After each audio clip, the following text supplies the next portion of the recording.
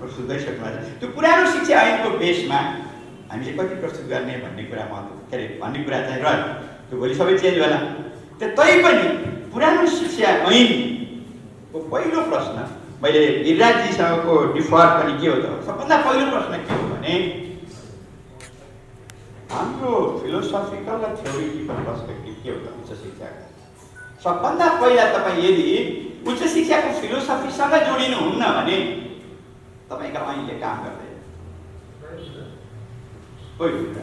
दोस्रो कुरा, नीति निर्माताहरू त्यो फिलोसफीमा स्पष्ट हुने कि नहुने। तपाईँ एउटा कर्मचारीलाई जिम्मा दिएर ड्राफ्ट गराउनुहुन्छ, 2-4 जना कर्मचारी भेला गर्नुहुन्छ, न तपाईँ एक्सपर्टहरूलाई राख्नुहुन्छ र एक्सपर्टिजको उपयोग गर्नुहुन्छ अनि बनाउनुहुन्छ उच्च शिक्षा नियम के ऐन र त्यहाँ लेख्नुहुन्छ उच्च शिक्षा परिषद हुन्छ। त्यो परिषदको अध्यक्ष प्रधानमन्त्री हुन्छ। अघि गिरिसरले सङ्केत गर्नु त्यहाँ कहाँ स्वायत्तता त त्यही स्वायत्तता त्यो उच्च शिक्षा ऐनको स्वायत्तता देखियो। त्यस्ता थुप्रै सन्दर्भहरू छन् उच्च शिक्षा ऐनमा जसले वास्तवमा उच्च शिक्षाको मूल्यलाई, वास्तविक मूल्यलाई, उच्च शिक्षाको वास्तविक दार्शनिक पक्षलाई, उच्च शिक्षाको वास्तविक सैद्धान्तिक सन्दर्भलाई समेट्दैन। नसमेट्ने कुरा हेर्नु न, तपाईँ आयोग शिक्षा आयोग भनेको विश्वविद्यालय आयोग बनाउने भन्छ, त्रिवी शिक्षा सेवा आयोग बनाउने भन्छ। विश्वविद्यालय सेवा आयोग एउटै साँचोमा कहीँ पनि टिक्दैन, बन्दैन। संसारमा कहीँ पनि विश्वविद्यालय शिक्षा आयोग भन्ने छैन, के सेवा आयोग भन्ने छैन। हामी कहाँ आयो, किन आयो भन्दा ब्युरोक्रेसीको प्रभाव त्यहाँ पर्यो। त्यसकारण अब सेवा आयोग, लोकसेवा आयोग जस्तै एउटा आयोग चाहिन्छ भने, तर विश्वविद्यालयको सेवा आयोग भने त के हो, तपाईँ हाम्रा अनुसन्धान कस्ता छन्, तपाईँ हाम्रा चाहिँ रचनाहरू कस्ता छन्, तपाईँ हाम्रा चाहिँ प्रस्तुतिहरू कस्ता छन्, अनि इभन तपाईँ हामी कसरी पढाउँछौँ। एउटा मास्टर, एउटा प्रोफेसर कसरी प्रोफेसर सिद्ध हुन्छ त भन्दा कक्षा कोठामा गएर कति विद्यार्थीहरूसँग कति अभ्यास गर्छ। सर्वश्रेष्ठ खाता खोलो है आज नै, सर्वश्रेष्ठ बचत र मुक्ति खाता। अभ्यास गर्ने कुरा मात्रै होइन, पढाउने तरिका के छ त, ट्रान्सफर कसरी गर्छ, करिकुलमको ट्रान्सफर, ज्ञानको ट्रान्सफर कसरी गर्छ त, र ज्ञान कसरी निर्माण गर्नका निम्ति सघाउँछ। सबभन्दा महत्त्वपूर्ण कुरा यो। र त्यो महत्त्वपूर्ण कुरा हामी कहाँ हेर्नुभयो भने त्रिभुवन विश्वविद्यालय स्थापना भएको यत्रो वर्ष भयो, एउटा प्याटेन्ट हामीसँग छैन। छ बिल छ छैन, 22वटा ल 22वटा प्याटेन्ट। तपाईँ नजिकैको चाहिँ उसको विश्वविद्यालयमा जानु, एउटा प्रोफेसरसँग 100वटा प्याटेन्ट छ र एउटा युनिभर्सिटीसँग 10,000 प्याटेन्ट छ। ताइवानको विश्वविद्यालय, ताइवानकै युनिभर्सिटीमा जानुभयो भने पनि एउटा विश्वविद्यालयसँग 10,000 प्याटेन्ट छ। प्याटेन्ट बेचेरै त्यो बाँच्छ, प्याटेन्ट बेचेरै युनिभर्सिटी टिक्छ। तर हामी कहाँ त्यति पनि छैन भनेपछि त्यहाँबाट हाम्रा प्रश्नहरू सुरु हुन्छन्। र त्यसैले हामीले भन्ने खोजेको कुरा चाहिँ के हो त भन्दा वास्तवमा यो फिलोसफिकल बेस के हो त। विश्वविद्यालय अघि पनि कुरा भयो, एडवर्ड सहित कोलम्बिया विश्वविद्यालयका प्रोफेसर जनसंसारको नियो कोलोनियलिजम, ओरिएन्टलिजमको नलेज चाहिँ त्यहाँ भयो र उनको नलेज हामी पढिरहेको छौँ। कार्ल मार्क्सले हेगेलमाथि पिएचडी नगरेको भए, विश्वविद्यालयको त्यो ज्ञान निर्मितिको अभियानमा संलग्न नभएको भए सायद मार्क्स हामी डाक्टर मार्क्स भन्दैनौँ, तर उनी आफैले भनेका थिए यदि मैले गुरु नपढेको भए सायद मेरो यो त दर्शन जन्मने थिएन भनेको हेगेल नपढेको भए जन्मने थिएन। हेगेलमाथिको उनको विचार आइडियोलोजी अथवा के भन्छ विचारधाराको जुन अवधारणा छ, त्यो अवधारणाले उनलाई चाहिँ मार्क्स बनायो। भनेपछि विश्वविद्यालय ज्ञान निर्माणको केन्द्र हो। ज्ञान निर्माणको तरिका के हो भन्दा ज्ञान निर्माणको तरिका भनेको छलफल हो, बहस हो। हाम्रो विश्वविद्यालयले ज्ञान निर्माण गराएन। ज्ञान निर्माणको कुरा छ, त्यसैले यो फिलोसफिकल प्रश्न चाहिँ मैले सरस्वती पढ्छु मात्रै। ज्ञानमा आधारित समाज र ज्ञान नीतिको केन्द्रीय भूमिका निर्वाह गर्छ। रोजगारीका लागि उच्च तहको सिप दक्षता स्नातक विद्यालय निर्माण गर्छ। अब हाम्रा स्नातकहरू रोजगार त होला, तर सबै बेरोजगार भने धेरै चाहिँ बेरोजगार छन्। रोजगारीका लागि पढे त होला, तर बेरोजगार छन् होइन। तेस्रो कुरा, आधारभूत इनोभेटिभ खालको अनुसन्धान गर्न सक्षम जनशक्ति र आवश्यकता अनुसार प्रायोगिक एप्लाइड प्रभाव र इम्प्याक्ट अनुसन्धान समेत गर्न सक्ने जनशक्तिको विकास गर्न। अघि थोरै सङ्केत गर्नुभएको छ, बिन्दु सरले त्यस्तो जनशक्ति हामीसँग किन भएन? अघि उहाँले थोरै हाम्रो चाहिँ साइटेसन त गर्छन्, तर हाम्रो नलेज हामीले गरेका रिसर्च हामीले हाम्रो पार्टीका नेताहरूलाई पढाउन सकेका छैनौँ, अथवा पार्टीका नेताले त्यो रिसर्च पढेर केही नयाँ ज्ञान प्राप्त गर्नु चाहिँ गर्नु भन्दा राज्यको लागि, राष्ट्रका लागि हाम्रा रिसर्च हुनुपर्ने। एउटा युनिभर्सिटीको एउटा प्रोफेसरले एउटा उद्योग बिग्रियो भने जिम्मेवारी लिनुपर्छ बाहिर। त्यो हामी त्यो त युरोपको कुरा नगरौँ, अमेरिकाको कुरा नगरौँ, अघि भनिएका केन्याको कुरा, घानाको युनिभर्सिटीका कुरा, भारतका युनिभर्सिटीको कुरा भनौँ न। भारतको दक्षिण भारतको चाहिँ चेन्नई युनिभर्सिटी जसको आफ्नै अल्मनाइ छ, आफ्नै चाहिँ के भन्छ वाइन कारखाना छ, वाइन बेच्छ। हामी कहाँ हाम्रो डिन सर इन्जिनियरिङको डिन सर यहाँ हुनुहुन्छ, हाम्रो मेकानिकल इन्जिनियरिङ छ, हाम्रो आफ्नो ल्याब छ। त्यो ल्याब हामीले बनाएर ल त्रिभुवन विश्वविद्यालयका प्राध्यापक जतिलाई 50%मा, विद्यार्थी जतिलाई 25%, बाँकीलाई पैसा लिउँ भन्यो भने हाम्रो फन्डिङ खोज्न अन्त जानुपर्छ, हामी सरकारसँग हात थाप्न जानुपर्छ। तर हामीसँग त्यो बुद्धि पनि भएन, अथवा त्यो खालको बुद्धि निर्माणको प्रक्रिया पनि भएन।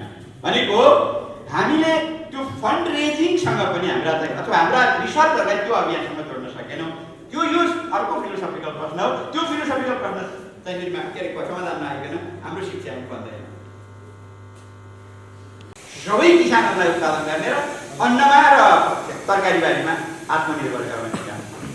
दोस्रो उसले के गर्यो भने डाक्टर र इन्जिनियर उत्पादन गर्ने र सारा दक्षिण अमेरिकामा पठाउने। त्यसको रेमिट्यान्स तपाईले चाहिँ के भने खाडीमा पठाउने एउटा मजदुर र त्यही खाडीमै पठाउने एउटा डाक्टरको चाहिँ रेमिट्यान्स कति फरक छ। त्यसका रोजगार बनाउने बाहिर जाँदाखेरि पनि यस्तो रोजगारीको अवसर सिर्जना गरे। क्युबाले त्यो गर्यो र अमेरिकासँग लड्न सक्यो। उसको रेमिट्यान्सले चाहिँ उसलाई के गर्यो त, डाक्टरको रेमिट्यान्सले, इन्जिनियरको रेमिट्यान्सले के गर्यो भन्दा क्युबालाई बचायो, अमेरिकाको त्यो नाकाबन्दीबाट बचायो। तर हामी कहाँ त्यस्तो स्थिति रहेन। र अर्को महत्त्वपूर्ण कुरा के हो भने अब हाम्रो के अरे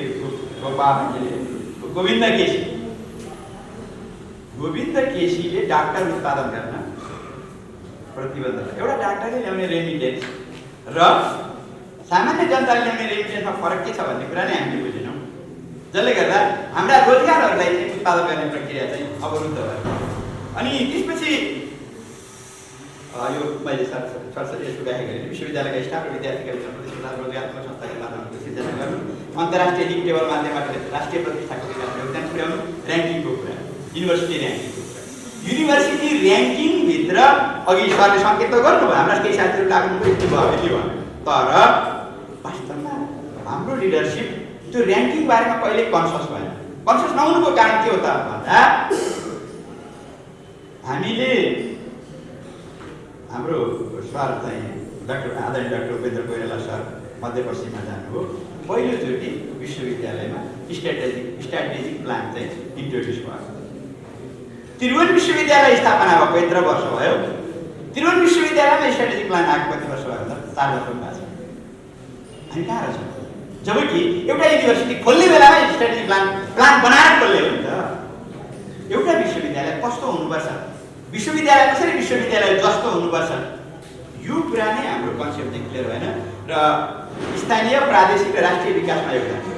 हामीले हाम्रो विश्वविद्यालयले गर्ने उच्च शिक्षामा चाहिँ हाम्रो चाहिँ पर क्यापिटा इन्कममा चाहिँ के अरे अथवा जिडिपीमा चाहिँ सपोर्ट कति गरेको छ हामी कहिले भनेको छैन। जबकि तपाईँ हार्वर्डले अमेरिकाको चाहिँ इकोनोमीमा कति सहयोग गर्छ भन्ने कुरा थाहा छ, ओसाकाले जापानको युनिभर्सिटीमा कति सहयोग गर्छ भन्ने कुरा छ, चीनको बेजिङ युनिभर्सिटीले चीनको जिडिपी चाहिँ ग्रोथमा कति सहयोग गर्छ भन्ने कुरा तिनीहरूले स्पष्ट राख्छ। तर हामी कहाँ समग्र विश्वविद्यालयले गर्छ कि गर्दैन हामी आफैलाई थाहा छैन, होइन? त्यसैले यो अनि अर्को महत्त्वपूर्ण कुरा चाहिँ प्रभावकारी साझेदारहरूमा वाणिज्य र उद्योग क्षेत्रसँग नियमित अन्तर्क्रिया गरी विश्वविद्यालय सहभागी गराएर विकास प्रवर्धनमा सहयोग गर्ने। हेर्नु न, एउटा रमाइलो कुरा के छ भने मैले यो जहाँ 15-10 मिनटसम्म सक्छु। एउटा रमाइलो कुरा के छ भने विदेशी सम्बन्धन प्राप्त विश्वविद्यालयबाट चलाएका कार्यक्रमहरूले सुर्खेत वाणिज्य महासङ्घसँग बसेर समझदारी गरेर फन्ड रेजिङ गर्छ, फन्ड लिएर आउँछ। हाम्रो त्रिभुवन विश्वविद्यालयले न त त्यो चौधरीको रूपमा जान सक्छ, न हामी चाहिँ के भन्छ कोलसाका अथवा चाहिँ हाम्रा उद्योगहरूमा जान सक्छौँ। साझा सहकार्य गरौँ, ल एउटा विषयमा एउटा रिसर्च गरौँ, अनुसन्धान गरौँ, हामी तयार छौँ। चाहिँ विज्ञान सङ्घले एउटा विषयमा योसँग सहकार्य गरौँ, हामी तयार छौँ। हामीले कहिल्यै पनि त्यो इन्टरनेसनल्ली अन्तर्राष्ट्रिय रूपमा विश्वविद्यालय कसरी चलाइन्छ भन्ने कुराको अभ्यास गरेनौँ, जसले गर्दा अरू कम्युनिटीसँग साझेदारहरूसँग सहयोग मागेनौँ। हुँदा के भयो भने हिजो त कम्तीमा मारवाडी समुदायले अघि कुरा पनि विराटनगरको घर बनाइन्थ्यो भन्ने हुन्थ्यो, त्यो पनि भएन। अब हामी यो प्राइभेटाइजेसनले ग्लोबलाइजेसनले हामीलाई के बुद्धि दियो भने सरकारको काम हो त्यो विद्यालय बनाउने, हाम्रो त काम त पैसा कमाउने भन्ने थियो। अनुदानका कुराहरू, दान दातव्यका कुराहरू पनि रोकिए, जसले गर्दा हामीले अरूसँग सहकार्य पनि गर्न सकेनौँ र यी फिलोसफिकल प्रश्नहरू को निर्धारण नहुँदैछ। अनि अनुसन्धान र कन्सल्टेन्सीका माध्यमबाट सरकारलाई सहयोग गर्नु, सरकारसँग हाम्रो कोअपरेसन भएको छैन, सरकारसँग हामीले सहकार्य गरेका छैन। अहिलेसम्म सरकार विश्वविद्यालय देख्न नजाने, विश्वविद्यालय सरकारसँग जान नजाने। स्वायत्तताको प्रश्न भनेको के हो भने सरकारसँग सहकार्य गर्नु स्वायत्तता हानि हुनु होइन, बरु स्वायत्तताका अरू सन्दर्भहरू छन्। पछि मैले यहाँ लेख्न त देखाएको छु, तर भ्याइयो भने मात्रै। त्यसै दैनन्दिनका प्राज्ञिक कार्य सम्पन्न गर्दै आवश्यकता पहिचान गरी नयाँ विषयमा जनशक्ति निर्माण गर्न पहल गर्नु, यो सबै राज्यलाई सहयोग गर्ने कुराहरू हुन्।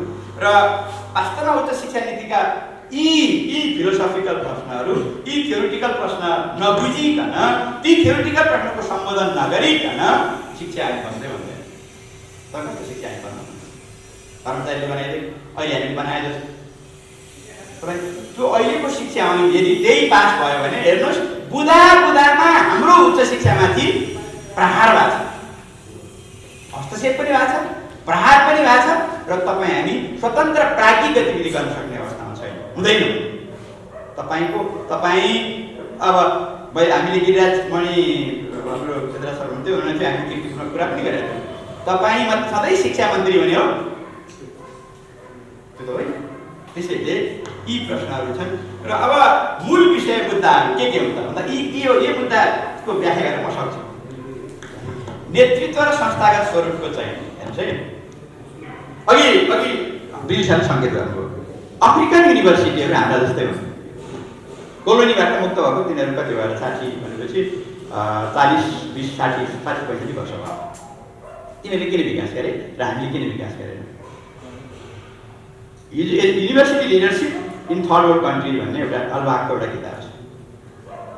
त्यहाँ उनी के भन्छन् भने अफ्रिकन थर्ड वर्ल्ड कन्ट्रीको कुरा गरेर, अफ्रिकन र एसियनको कुरा गरेर, चाइनाको कुरा गरेर छन्। हामीसँग मिल्दोजुल्दो त अफ्रिकन छ। अफ्रिकनहरूले के गर्दा रहेछन् त भन्दा विश्वविद्यालयको उपकुलपति अथवा कुलपति जे भनौँ अथवा रेक्टर जे भनौँ, छान्ने कुरा चाहिँ 1 वर्ष अगाडि हुँदो रहेछ। त्यसले उनलाई ल्याएर ट्रेन गरिँदो रहेछ। हामी कहाँ उच्च शिक्षाको म्यानेजमेन्टको करिकुलम पनि छैन। उच्च शिक्षाको सिद्धान्त भन्ने जुन छ, हायर एजुकेसन म्यानेजमेन्टको जुन कुरा छ, स्कुल म्यानेजमेन्ट छ, हायर स्कुल म्यानेजमेन्ट छैन। त्यो क्लासरुममा पनि उसले पढ्न पाउँदैन। अनि हायर एजुकेसन म्यानेजमेन्ट नबुझिकन, हायर एजुकेसन लिडरसिप नबुझिकन हामी लगेर हालिदिन्छौँ, उपकुलपति बनाइदिन्छौँ, 4 वर्ष काम गर भनिदिन्छौँ। हाम्रो चाहिँ यहाँ 2 जना सर हुनुहुन्छ, उपेन्द्र सर र उहाँ, कम्तीमा एजुकेसनमा अलिक लिडरसिपको कुरा आउँछ, म्यानेजमेन्टमा त त्यो कुरा आउँछ। हामी त्योभन्दा बाहिर लगेर के गरिदिन्छौँ भन्दाखेरि हालिदिन्छौँ र ल 3-4 वर्ष चलाउँछौँ। त्यसले विश्वविद्यालय म सर हेर्नुहुन्छ मलाई। अब दोस्रो कुरा, यतिको चाहिँ मैले थोरै सङ्केत गर्छु मात्रै। दोस्रो कुरा गभर्नेन्सको कुरा, हाम्रो सबभन्दा बिग्रेको गभर्नेन्स, सुशासन छैन त। अघि पोलिटिक्सको कुरा आयो, विश्वविद्यालय पोलिटिकल इन्स्टिट्युसन हो भन्छ, संसारका सबै विद्यालय त्यही भन्छ। अझै पोलिटिकल इन्स्टिट्युसन मात्रै होइन, कम्प्लेक्स पोलिटिकल इन्स्टिट्युसन। जटिल चाहिँ के छ त भन्दाखेरि चाहिँ के अरे शैक्षिक संस्था हो, जटिल पोलिटिकल शैक्षिक संस्था हो। त्यो भनेको हाम्रो पोलिटिक्स होइन। हामी कहाँ चाहिँ पोलिटिक्स होइन, गैर पोलिटिक्स छ।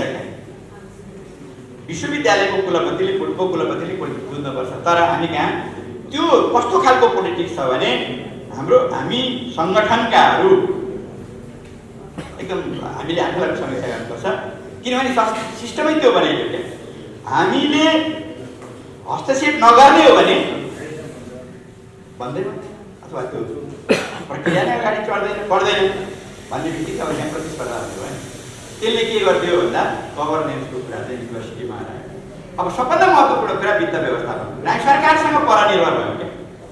सरकारले पेन्सन दिन्छ कि दिँदैन, अब 20 वर्षपछि हामीले पेन्सन पाउँछौँ कि पाउँदैनौँ, हामी रिटायर भएपछि पेन्सन पाउने कि नपाउने भन्ने कुरा हुन्छ। हामी आफूले के म्यानेज गर्ने त? अघि मैले भने हाम्रा संस्था आयुर्वेद क्याम्पसले आयुर्वेदको सामग्री उत्पादन गर्ने बेच्ने, इन्जिनियरिङले इन्जिनियरिङ बेच्ने, साइन्सले साइन्स बेच्ने, ह्युम्यानिटीले सकेसम्म ह्युम्यानिटी गर्ने बेच्ने र युनिभर्सिटीमा फन्ड रेजिङ गर्ने भने के हो? सबभन्दा ठुलो कुरा चाहिँ फन्ड रेजिङको प्रश्न हो। फन्ड रेजिङ भएन भने जुन विश्वविद्यालय पनि अहिले यही ढाँचामा जाने विश्वविद्यालय डुब्छ भन्न सकिन्छ। स्वायत्तताको प्रश्न छ, योजना निर्माण प्रश्न छ, अघि मैले स्ट्राटेजिक प्लानको कुरा गरेँ, गुणस्तरको प्रश्न छ, क्वालिटीको कुरा, क्वालिटी एसुरेन्स भन्छौँ, तर त्यो एसुरेन्स कसरी? हामी कहाँ छैन, स्पष्ट छैन। तपाईँ प्रोफेसर, म प्रोफेसर, म विश्वविद्यालयमा पढाउन थालेको 32-33 वर्ष भयो, 32 वर्ष भयो। मैले अहिलेसम्म त्यो शिक्षा मन्त्रालयको शिक्षाको जति तालिम पनि पाएको छैन। 1 हप्ता तालिम अहिलेसम्म पाएको छैन। 1 दिन अगाडि तालिम भन्छ, तालिम के हो थाहा छैन। अनि कसरी विश्वविद्यालयको प्रश्न कसरी? तपाईँलाई एमए पास हुने बित्तिकै कक्षा कोठामा पठाइदिन्छ अनि पढा भन्छ। तपाईँ 30 वर्ष लेख्दै लेख्दै दिनुभयो भने तपाईँ मास्टर प्रोफेसर हुनुहुन्छ। अनि कसरी गुणस्तर बढ्छ? अनि तपाईँले त्यो रिसर्चका जुन आस्पेक्टहरू छन् त्यो हिसाबले पनि हेर्नुहुन्न र पाठ्यक्रम पनि आवश्यकता पहिचानका आधारमा छैन। तपाईँ यो मेडिकलको यहाँ डाक्टर साहब भन्दै हुनुहुन्न, मेडिकलको अथवा चाहिँ त्यो टिचिङको पाठ्यक्रम हेऱ्यो भने पनि 40 वर्ष अगाडि छ। इन्जिनियरिङको पाठ्यक्रम त मैले हाम्रो यहाँ मनोज सर हुनुहुन्छ, मैले सारा किताब इन्जिनियरिङको पाठ्यक्रम लगेर पढ्दा त पाठ्यक्रम जस्तै छ। अब तपाईँ जुन पाठ्यक्रमले 40 वर्ष अगाडिको बुद्धि तपाईँलाई दिइरहेछ, जबकि पाठ्यक्रम भनेको हरेक 5 वर्षमा अपडेट हुनुपर्छ। तपाईँ कन्टेन्ट मात्रै अपडेट गरेर पुग्दैन, सबै कुरा अपडेट हुनुपर्छ। त्यो कुरा भएको छैन। र त्यसपछि शिक्षण सिकायो, फ्याकल्टी विकासको कुरा त आइहाल्यो। अब यसको अनि यति मात्रै भनिसक्छु। अन्तर्राष्ट्रियकरण, राष्ट्रिय क्षेत्रीय अन्तर्राष्ट्रिय ऱ्याङ्किङ लक्ष्य के अनुसार सङ्केत गरिसक्छौँ। लक्ष्यको बारेमा हामी छलफल गर्ने कि नगर्ने। अर्को महत्त्वपूर्ण कुरा अल्मुनाई। हाम्रो त्रिभुवन विश्वविद्यालयमा अल्मुनाईबाट चेन्नई युनिभर्सिटीले एउटा अल्मुनाईबाट 3000 लिएर एउटा चाहिँ ठुलो होटल गरेको छ। तर हामी यहाँ अल्मुनाई पनि छैन। त्यो अल्मुनाईसँग 500 रुपियाँ लिन्छ, त्यो कहाँ छ भने अल्मुनाईबाट हामी फन्ड रेजिङ गर्न सक्छौँ। र अब एक्सेसको कुरा अहिले चाहिँ धेरै कुरा आएको छ, जेन्डरको कुरा चाहिँ अरू कुराहरू आएको छन् र समुदायसँगको सम्बन्धको कुरा। यी चाहिँ वास्तवमा अहिलेका मुद्दाहरू हुन्। अब यसको व्याख्या एकदम लामो हुन्छ, यहाँ अलिकति समयको अभाव पनि छ। मैले सङ्केत मात्रै गरेँ, यो ब्रेन स्ट्रोमिङ मात्रै हो। यसको बारेमा मलाई लाग्छ प्रगतिशील प्राध्यापक संगठनले एउटा गम्भीर बहस चलाइयो भने र एउटा राम्रो डकुमेन्ट तयार पारियो भने यो चाहिँ नीति निर्माताहरूलाई सहयोग पुग्छ भन्ने लाग्छ। र मैले यति भनेर मेरो भनाइ सकेँ। धन्यवाद।